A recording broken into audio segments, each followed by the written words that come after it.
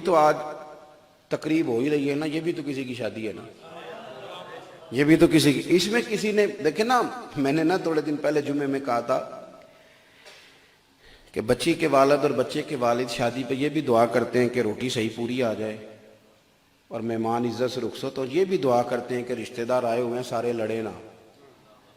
یہ نہ بچ بچاؤ سے گھر چلے جائیں۔ ایک بڑی کٹھن وقت ہوتا ہے کیونکہ لڑائی بڑی جلدی ہو جاتی ہے نا، الا ماشاء اللہ۔ تو یہ اب سب لوگ یہاں بیٹھے ہیں، ایک تقریب ہو رہی ہے، سب نے وضو کیا ہے، مسجد میں حاضر ہوئے ہیں، اور میں رستے میں کچھ لیٹ ہو گیا تھا تو ایک جگہ سڑک پہ ہی ہم نے سوچا کہ اب وقت ہو گیا تو اسی پیٹرول پمپ پہ کھڑے ہو نماز تو پڑھ لی جائے محفل میں حاضر ہونے، یعنی ہر شخص نے آنے سے پہلے مغرب بھی پڑھی ہے اور عشاء بھی پڑھیں گے۔ تو اس بیچ جب کسی کی شادی کے لیے اس ماحول میں دعا ہوگی تو بتائیے رب رحمت کتنی نازل فرمائے، کرم نوازی کتنی ہوگی۔ لیکن ہم نے اکٹھا کیا کیا ہے؟ کیا اکٹھا کیا؟ آپ بڑے شاندار کپڑے پہن لیں اور وضو بھی نہ کریں، وضو بھی نہ کریں۔ میں کئی دفعہ میں نے کہا کم جاتا ہوں، یہ ڈھول ڈھمکے کی وجہ سے شادیوں پہ جانا چھوڑ دیا۔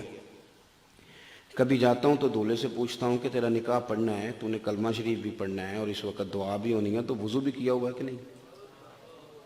بچی سے پوچھا جائے، اگر میں یہ نہیں کہہ رہا کہ فرض واجب ہے وضو رکھنا، لیکن ایک خیر کا کام ہونے لگا ہے نا، وہ رشتہ ہم باندھنے لگے ہیں جس رشتے کی وجہ سے یہ ماں اور باپ بنیں گے، کتنی چیزیں آگے بڑھیں گی، کتنی مضبوطی ان کے درمیان آپس میں آئے گی۔ یہ وہ رشتہ جسے اللہ نے اپنی نشانیوں میں سے نشانی کہا، اور آپ نے وضو تک نہیں کیا ہوا۔ بچی کا باپ اب دعا دینے لگا نا بیٹی کو کہ میری بیٹی رخصت ہو، اس سے میں اگر پوچھوں کہ آپ نے نکاح کے وقت وضو کیا ہے،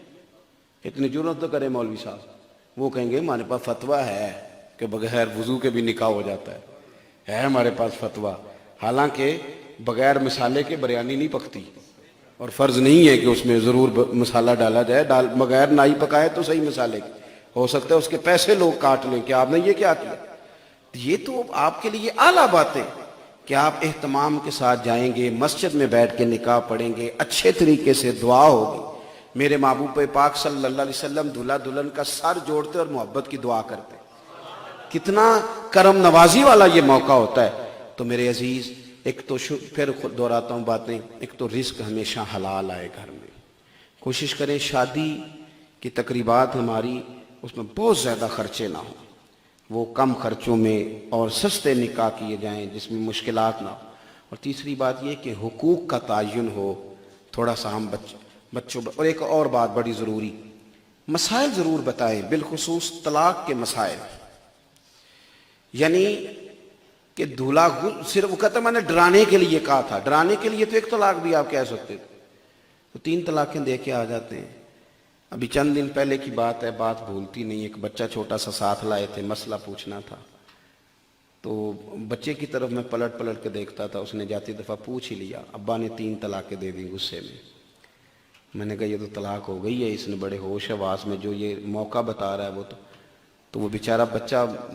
پکڑ کے نا مجھے ہلا کے کہنے لگا کہ مولوی صاحب اب میں اور میری امی اور ابو علیحدہ علیحدہ رہیں گے۔ تو بڑے لوگوں کو مسئلے بتاتے ہیں، لیکن وہ رات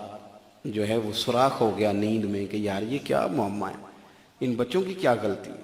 صرف ان کے ابا نے حوصلہ نہیں کیا تھوڑا سا۔ اگر انہیں مسائل کا پتہ ہو، جو لوگ 20 دن پہلے شیروانیاں ٹھیک کرنی شروع کر دیتے ہیں اور آرڈر دینے شروع کر دیتے ہیں، وہ اگر 2 گھنٹے کے لیے لا کے بیٹی کو کسی خاتون عالمہ کے پاس اور بیٹی کو کسی عالم کے پاس مسائل شرعیہ سے آگاہ کریں گے تو کس قدر ان کے لیے آسانی ہو جائے گی۔ جب کسی چیز کا پتہ ہوتا ہے تو عمل کرنا بھی آسان ہوتا ہے۔ دعا کرتا ہوں اللہ تعالی ہمارے قاری صاحب کو بے پناہ برکات عطا فرمائے، اپنی رحمت کا انہیں ساتھ نصیب فرمائے، اللہ آپ سب کو سلامت رکھے۔ آخر دعوانا ان الحمدللہ۔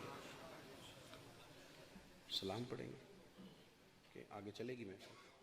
محفل چلے گی؟ آپ لوگ تشریف رکھیں جی سارے دوست، محفل تو ابھی جاری ہے، یہ سرکار کے نام کی محفل ہے جی، لوگوں کا آنا جانا لگا رہتا ہے، جنہوں نے جانا ہے مجبوری ہے یا اور کوئی معاملہ، باقی دوست تشریف رکھیں۔ فہیم صاحب بتا رہے ہیں محفل ابھی جاری، اللہ آپ کو خوش رکھے۔